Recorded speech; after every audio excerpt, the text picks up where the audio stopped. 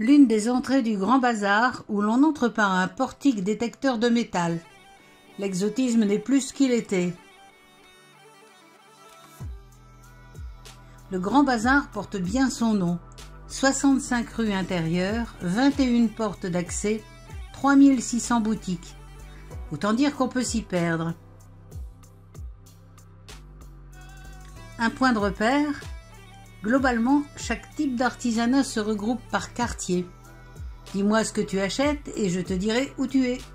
Enfin presque, car les marchands de loukoum, bonbons et épices prolifèrent un peu partout. Là-bas au fond, la foule gonfle et se presse. Est-ce qu'on distribue des lingots? Nous sommes dans la galerie des boutiquiers d'or et d'argent, une des plus riches du bazar. Bijoux, vaisselle, monnaie, morceaux de métal précieux qui sont fondus. Tout se vend, tout se négocie. Mais il est interdit de filmer les vitrines. Les linges allées se coupent et les arcades fraîchement repeintes forment un joli décor épuré.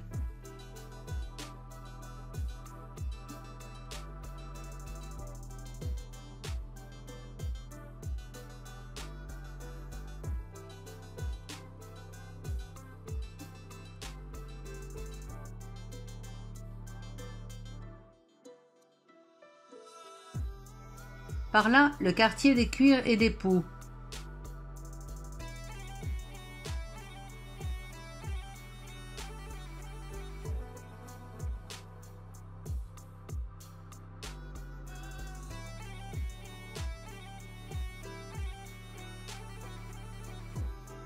Sortie porte 1.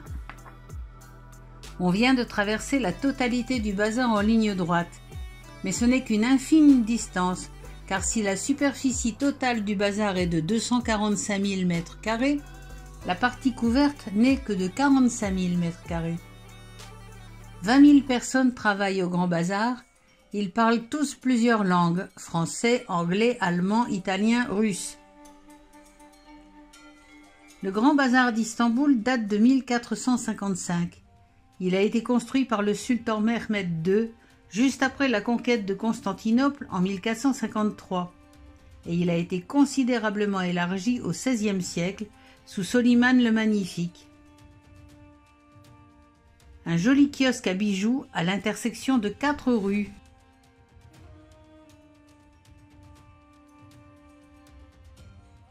Sortie porte 16. On voit, dedans comme dehors, que le bâtiment est en restauration permanente.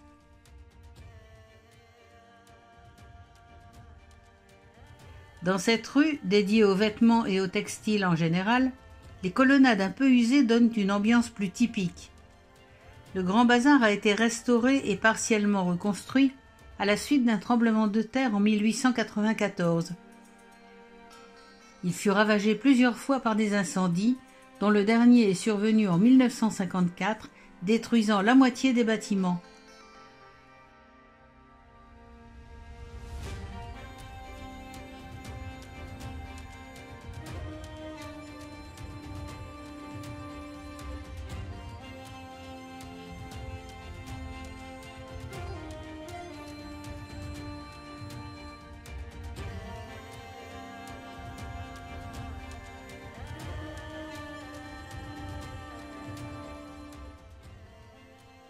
La partie la plus ancienne du Grand Bazar date de 1455.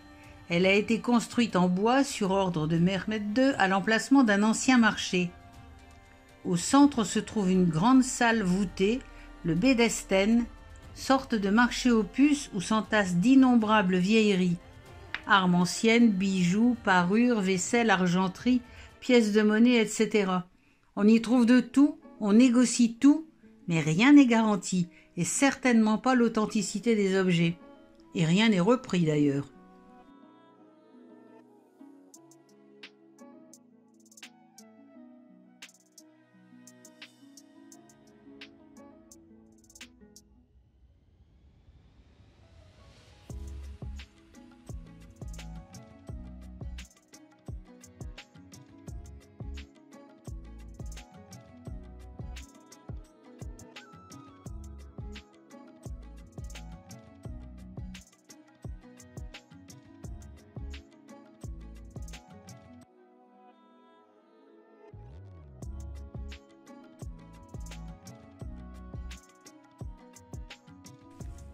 J'espère que les travaux en cours vont se terminer rapidement.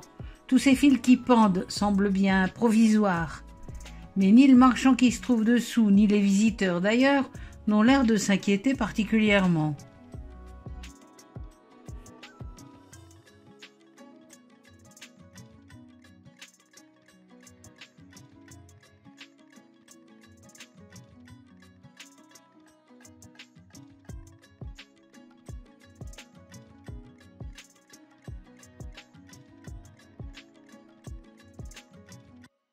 Au milieu du délire ambiant, une petite courée s'ouvre, calme, où on peut s'asseoir tranquillement.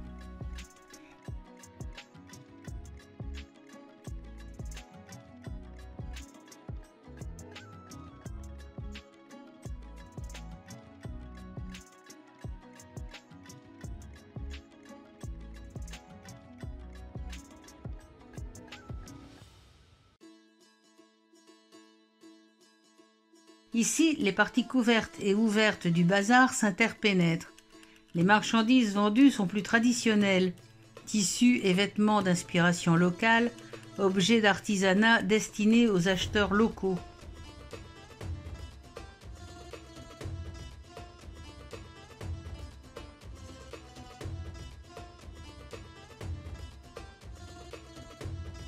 Ici, la pierre à nu est un témoignage des restaurations du XVIIIe siècle.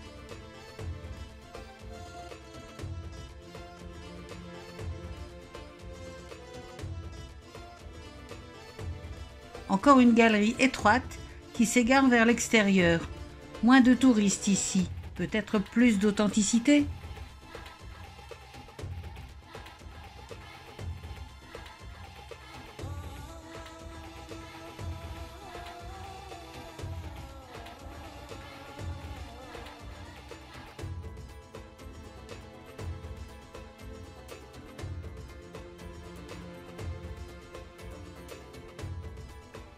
De retour côté vaisselle, traditionnelle et très typique, couverte d'or et de brillants.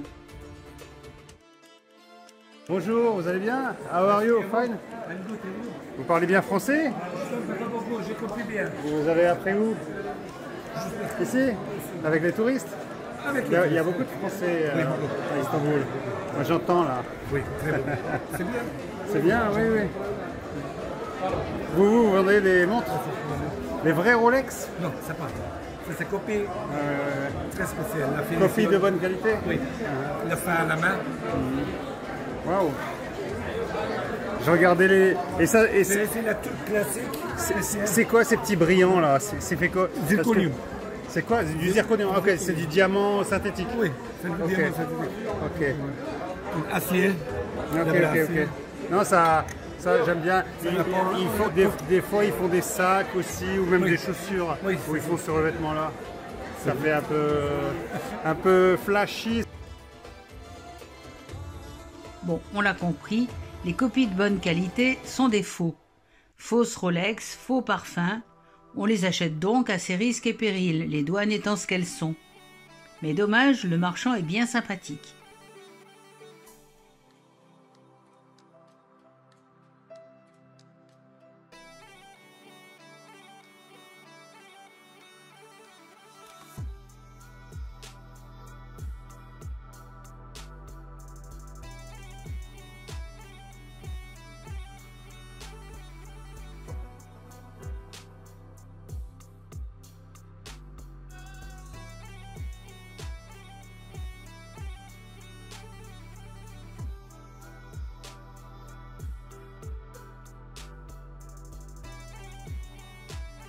Magasin Alibaba, très joli, mais en fait, tout le bazar pourrait s'appeler Alibaba.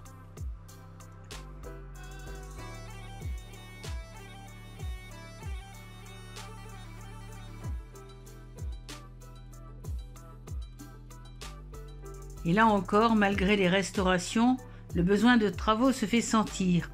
Après tout, ce bazar est un des plus anciens d'Europe et l'un des plus grands, et il aura bientôt 570 ans.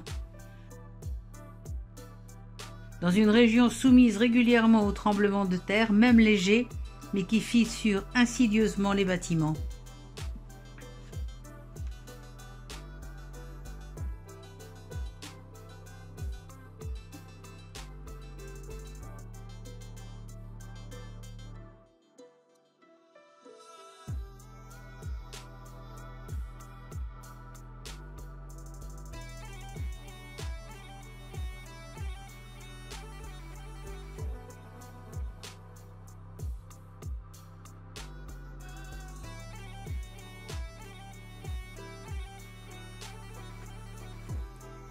Encore une petite courée qui donne sur la partie ouverte du bazar.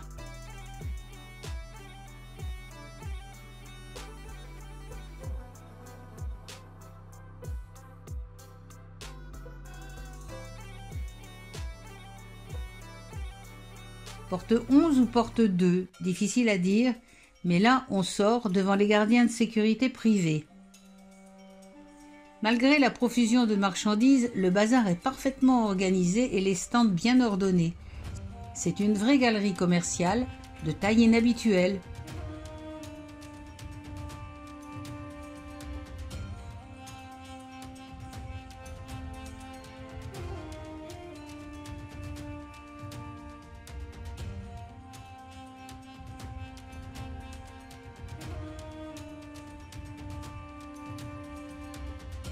Des petits marchands de thé circulent dans les allées avec leurs plateaux garnis de petits verres.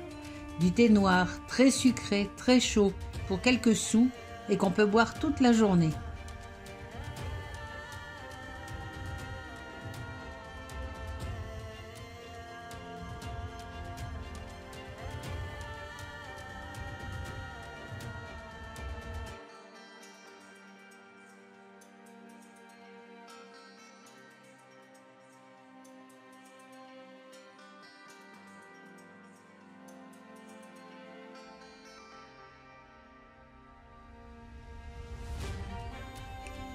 Le marché des bouquinistes.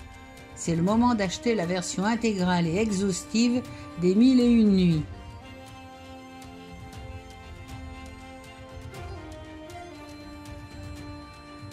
Beaucoup de livres en anglais, évidemment, dont les impérissables mémoires d'Agassi, mais pas seulement.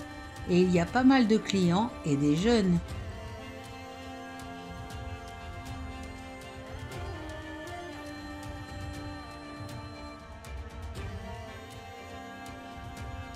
Ici, on propose de belles enluminures, des dessins, des gravures, des miniatures.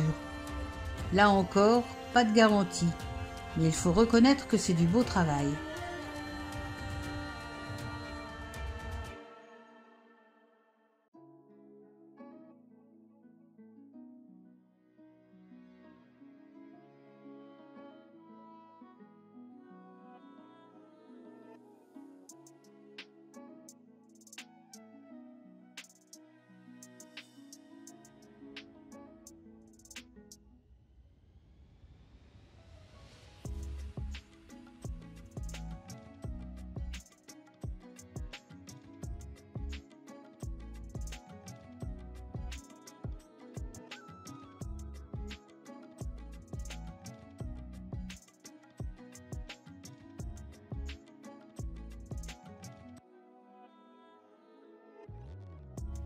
Ici, on propose des céramiques d'Iznik.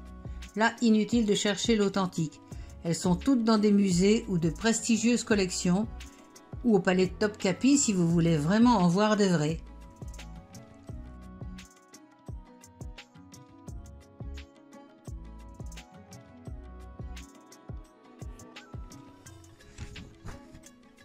Ici, on entre dans le centre ancien du bazar, souvent restauré lui aussi, mais on se trouve sous les coupoles que l'on peut apercevoir de l'extérieur. Les objets sont proposés ici comme des antiquités, mais encore une fois, rien ne le garantit.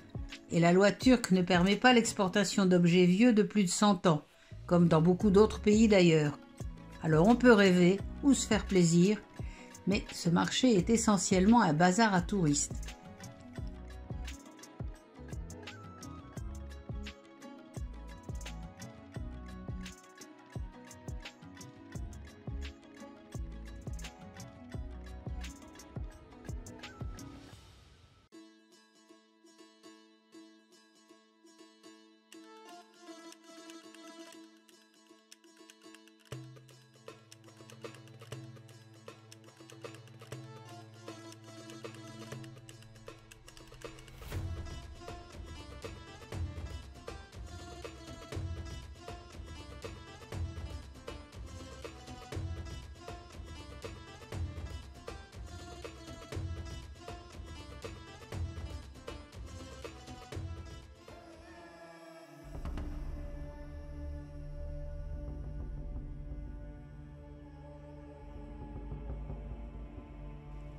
Un dernier regard sous les voûtes décorées.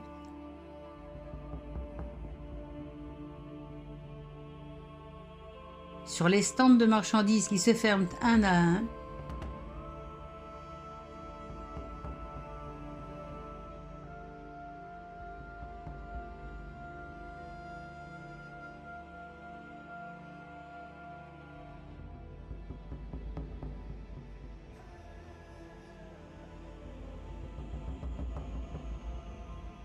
Et sorti par la porte numéro 1 qui donne sur la nouvelle mosquée à 100 mètres à peine.